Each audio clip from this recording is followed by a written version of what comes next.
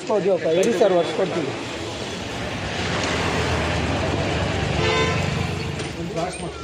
ಬೇಡ ಬಿಡೋಣ ದಯವಿಟ್ಟು ಬೇಡ ಮಾಡಬೇಡ್ರಿ ನೀವು. ನಮ್ಗೆ ಗೊತ್ತಿಲ್ಲ ಗಾಡಿ ಅಲ್ಲೇ ಲೇಬರ್ ಚಾರ್ಜ್ ಎಷ್ಟು ಹಾಕ್ತೀರಾ? ಬರೀ ಬಿಲ್ ಒಂದು ಕರೆಕ್ಟಾಗಿ ಹೇಳ್ತಾರೆ, ಬೇರೆ ಇನ್ನೇನು ಹೇಳಲ್ಲ. ಕೇಳಿದರೆ ಅದಾಗಬೇಕು ಇದಾಗಬೇಕು ಅಂತ ಮಾಡಿದಾರ ಗೊತ್ತಿಲ್ಲ. ಹಾಂ ಹಾಂ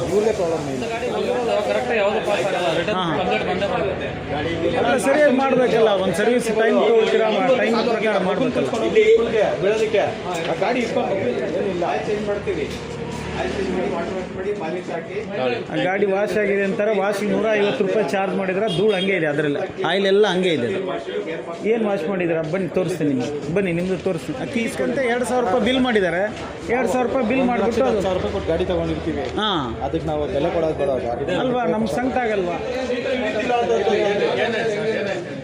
ಈಗ ಸರ್ವಿಸ್ ಬಿಡ್ತಾರೆ. ಮಾತಾಡ್ದು ಕರೆಕ್ಟಾಗಿ ಮಾತಾಡಿದ್ವು, ಹೋಗಬಹುದು ಅಂತ ಮಾತಾಡ್ದು.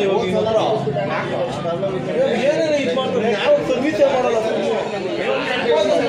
ಎಲ್ಲ ವೈಬ್ರೇಷನ್ ಆಗ್ತಾ ಇದೆ, ಶೇಕ್ ಆಗ್ತಾ ಇದೆ, ಹಿಂದೆ ಸೌಂಡ್ ಬರ್ತಾ ಇದೆ, ಹಾಗೆ ಇದೆ ಅದು ಸೌಂಡ್. ಇದ್ರದ್ದು ಮುಂದೆ ಅಂತ ನಾನು ಹೇಳಿದೆ, ಅಲ್ಲೆಲ್ಲ ಲೂಸ್ ಆಗಿದೆ, ಅದನ್ನ ಇದು ಮಾಡಿ ಅಂತ. ಅದು ಹಂಗೆ ಶೇಕ್ ಬರ್ತಾ ಇದೆ ಹಿಂದೆ ಗಾಡಿ. ಹಾಂ, ಒಂದಲ್ಲ ನೋಡಿ, ಒಂದು ಸರಿ ನೀಟಾಗಿ ಮಾಡಲ್ಲ. ಈ ಥರ ಆಗೋಗ್ಬಿಟ್ರೆ ಹೆಂಗೆ ಅಂತ ನೀವು ಗಾಡಿ ಬಿಟ್ಟಿದ್ದೀರಿ ಸರ್? ನೆನ್ನೆ ಆಗಿತ್ತು ಅಂದ್ಬಿಟ್ಟು ಕೊಟ್ಟು ಆಫ್ ಆಯ್ತು. ನಾವು ಆಫ್ ಆದ ಗಾಡಿನ ತಾನೇ ತಂದ್ಕೊಡೋದಿಲ್ಲ, ರೆಡಿ ಮಾಡಬೇಕು. ಅದೇ ಇದು ನಾವು ಅದೇ ಸೇಮ್ ಸಮಸ್ಯೆ. ಏನಂತಾರೆ ಇವಾಗ ಕೇಳಿದರೆ?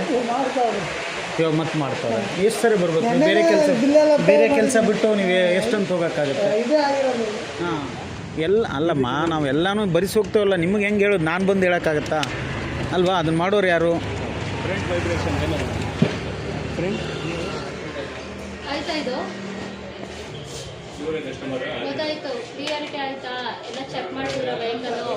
ಗಾಡಿ ಒಳಗೆ ತೊಗೊಂಡೋಗಿದ್ದಾರೆ.